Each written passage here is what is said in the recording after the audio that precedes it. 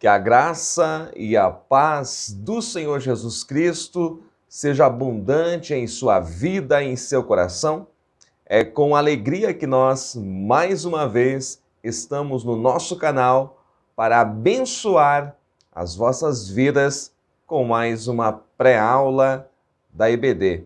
Se você está conhecendo o nosso canal agora, seja bem-vindo. Eu sou o professor evangelista Márcio Mainardes e estou aqui para lhe ajudar a preparar a sua aula. Esta é, portanto, uma pré-aula. Nós estamos estudando a respeito da supremacia das Escrituras. Estamos estudando o primeiro trimestre de 2022, as lições bíblicas da CPAD, a inspirada, inerrante e infalível Palavra de Deus. E nós já estamos, pela graça de Deus, chegando à lição de número 6. Olha só, estamos já chegando quase na metade desta revista, lição de número 6, que traz o título A Bíblia como um guia para a vida. O nosso textuário nesta lição está no Salmo 119 e verso 105, que diz: Lâmpada para os meus pés é tua palavra e luz para o meu caminho. A verdade prática da nossa lição diz que a Bíblia é um guia seguro para a nossa caminhada cristã. Alicerçados nos ensinos da palavra de Deus, somos instigados a viver com sabedoria e prudência. A leitura bíblica em classe está no Salmo 119, os versos 97 ao 105. Se você tem conhecido o nosso canal há pouco tempo e não deixou o seu comentário, não se inscreveu ainda no nosso canal, inscreva-se, deixe o seu comentário, deixe o seu like e nos ajude. Nos ajude a espalhar a palavra de Deus. Como que você pode fazer isso? Compartilhando este e outros vídeos do nosso canal nas suas redes sociais. Nosso único objetivo aqui é levar a palavra de Deus além. A Bíblia como um guia para a vida. Em primeiro lugar, o que é guia? Se você for procurar nos dicionários, guia significa ato ou efeito de guiar. Aquele que conduz, aquele que dirige, que mostra o caminho, aquele que governa. Isto é um guia. E na lição de hoje diz que a Bíblia é como um guia para a vida. Nós podemos adicionar outros adjetivos para a Bíblia Sagrada, como, por exemplo, a bússola. Para aquele que está no lugar onde ele não tem os meios digitais, a bússola é algo muito importante, porque é através dela que ele se localiza, onde está, para que lado fica o norte, como saber me locomover, como não me perder. Então a Bíblia é uma bússola, a Bíblia é um guia para a vida cristã. É ela que direciona, é ela que dirige, é ela que mostra o caminho a seguir. Por isso, a necessidade de todo cristão ter a Bíblia como seu guia.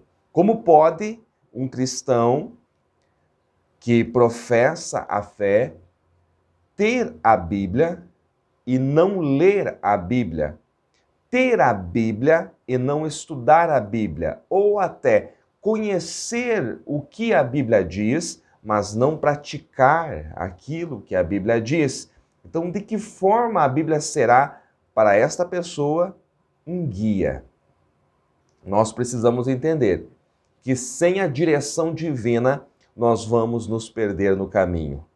Nós precisamos ter essa convicção de que sem a lâmpada, sem a luz, nós vamos entrar em trevas. Nós vamos entrar na escuridão e poderemos, ou com certeza nos perderemos. Então há uma necessidade de todo crente, de todo cristão, estar firmado nas Escrituras, ter a Bíblia como a sua regra de fé, ter a Bíblia como seu guia, como a sua bússola que faz lhe mostrar a direção correta. No primeiro tópico da nossa lição, nós vemos a Bíblia como o alicerce do cristão. O texto que é mostrado ali é a pessoa de Cristo. A Bíblia, ela tem um personagem principal. A Bíblia tem um assunto central.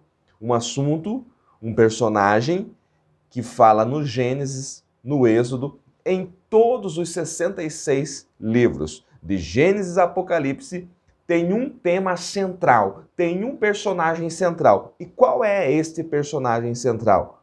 É a pessoa bendita de Jesus Cristo. A pessoa bendita de Jesus Cristo aparece no Gênesis, aparece no Êxodo, em Levítico, em todos os livros do Antigo Testamento e também nos livros do Novo Testamento. Deixa eu mostrar para vocês alguns textos que vão nos mostrar Cristo, que é a principal revelação da Bíblia, como o alicerce do cristão.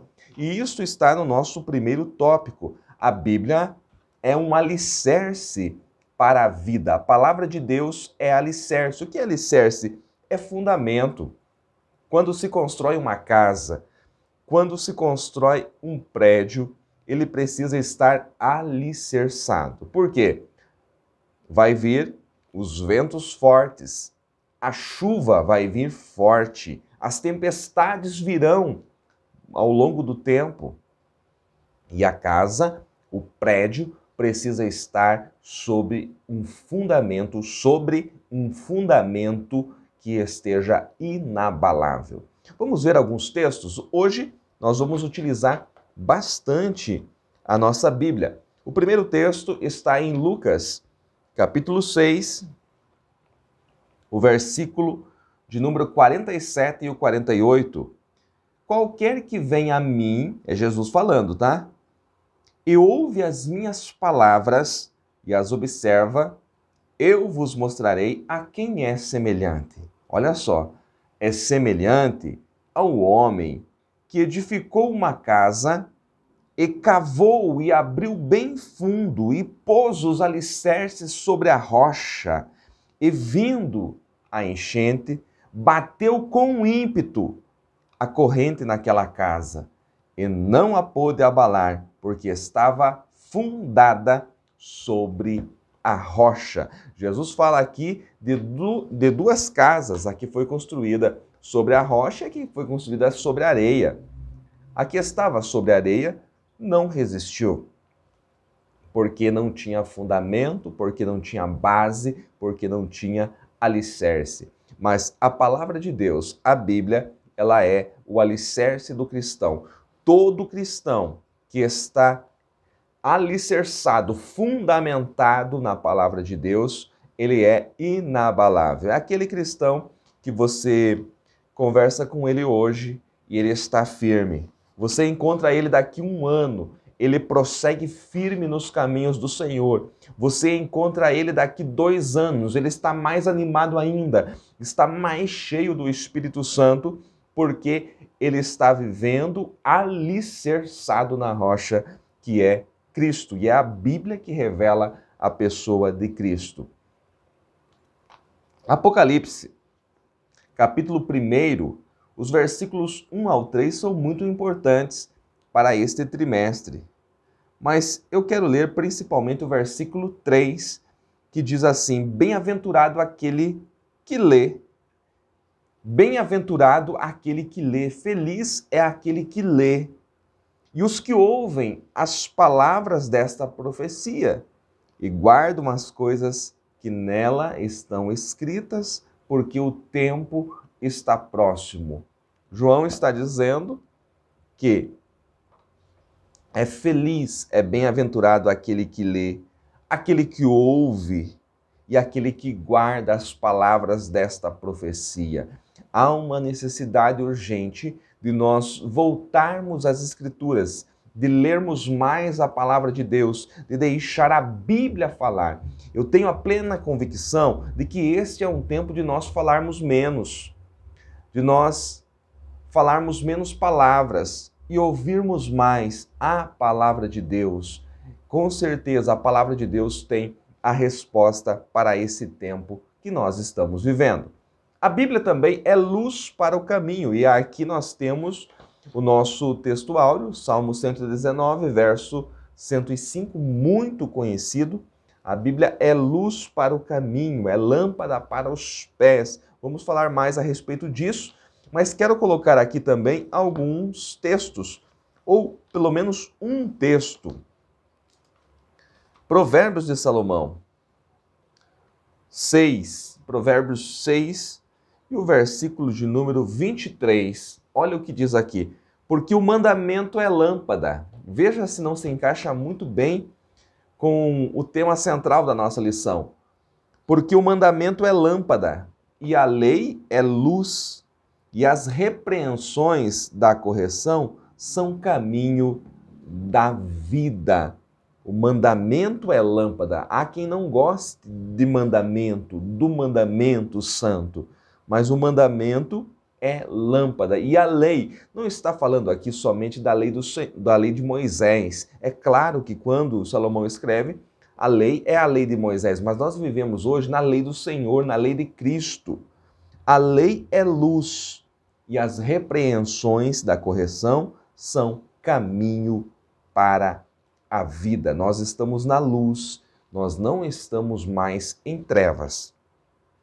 Outrora, estávamos em trevas, então a escuridão era algo comum para nós, mas nós não estamos mais nas trevas. Ele nos tirou do império das trevas. Ele que em Cristo nos resgatou do império das trevas e nos transportou para o reino do seu Filho. Ele nos transportou para o reino do Filho do seu amor. Diz lá em Colossenses, capítulo 1, a partir do versículo 13. Cristo nos resgatou. Nós estamos vivendo novidade de vida. Por isso que nós estamos na luz. Por isso que nós amamos a luz. Amamos a lâmpada do Senhor. A Bíblia também, ela é imutável. A Bíblia não muda. Vamos ver alguns textos aqui? João, esse texto nós já lemos aqui nas nossas pré-aulas, mas é João 10:35. João 10:35, a parte final deste versículo. João 10:35, parte final diz, e a Escritura, é muito importante isso, olha só, e a Escritura não pode ser anulada. Na minha Bíblia aqui, o E é maiúsculo e a Escritura não pode ser anulada. João 10:35, final do versículo. A Bíblia não muda. Marcos 13:31, esse versículo também está no Evangelho de Mateus, em Lucas. Marcos 13:31 diz que passarão os céus e a terra, mas a palavra do Senhor, ela não passará. Quer dizer que ela se cumprirá, porque ela não muda. Portanto, há muita coisa que você pode inserir aqui no primeiro tópico da sua lição, na sua aula. E com certeza esses textos que nós estamos mostrando aqui vão abrir um leque na sua mente. O segundo tópico da nossa lição fala que a Bíblia nos torna pessoas sábias, é verdade. Por quê? Porque a Bíblia é uma fonte de sabedoria. Porque a Bíblia revela quem? Cristo, e Cristo é a sabedoria. Há alguns teólogos que não veem isso, mas deixa eu mostrar para vocês aqui um texto que está em Provérbios. Provérbios, volta para lá, 8, a partir do versículo 12, diz assim, eu, a sabedoria, habito com a prudência. Veja que nós vamos falar de prudência no terceiro tópico. Eu, a sabedoria, habito com a prudência e acho o conhecimento dos conselhos. O temor do Senhor é odiar o mal, a soberba e a arrogância, o mau caminho e a boca perversa eu odeio. O versículo 17 diz, eu amo aos que me amam, e os que cedo me buscarem me acharão. Os que de madrugada me buscam me encontram, diz outra versão. Esse versículo é muito mal interpretado, como que se referindo à oração. Mas, na verdade, quem está falando aqui é a sabedoria. E a sabedoria está dizendo que ama aqueles que a amam e aqueles que cedo buscam, aqueles que se dedicam logo pela manhã, que dedicam o melhor do seu dia em buscar a sabedoria, esses a encontrarão. É isso que está falando o texto. E quem é a sabedoria aqui? A sabedoria é a pessoa de Cristo. Então, esse texto de Provérbios, capítulo 8, a partir do versículo 12 até o versículo 23, 24, está falando da sabedoria que é Cristo. Você pode trabalhar esse texto na sua classe. Vamos lá. Nós temos no segundo tópico as definições, tanto no hebraico quanto no grego, das palavras que estão por trás desse termo sabedoria. Em grego é muito conhecido que é Sofia, né? Fala de habilidade, fala da experiência, da qualidade de quem é sábio. Isto é sabedoria. Vamos ver alguns textos também que podemos trabalhar nesta parte da lição. Daniel, profeta Daniel, capítulo 2, e o versículo 20.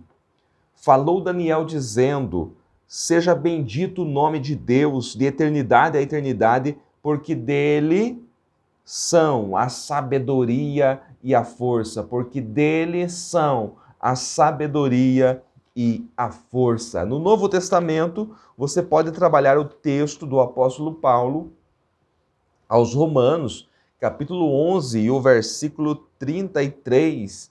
A partir do 33, o cântico de Paulo: ó profundidade das riquezas, tanto da sabedoria como do conhecimento de Deus, quão insondáveis são os seus juízos, quão inescrutáveis os seus caminhos. Porque quem compreendeu a mente do Senhor, ou quem foi o seu conselheiro, ou quem lhe deu primeiro a ele para que lhe seja recompensado?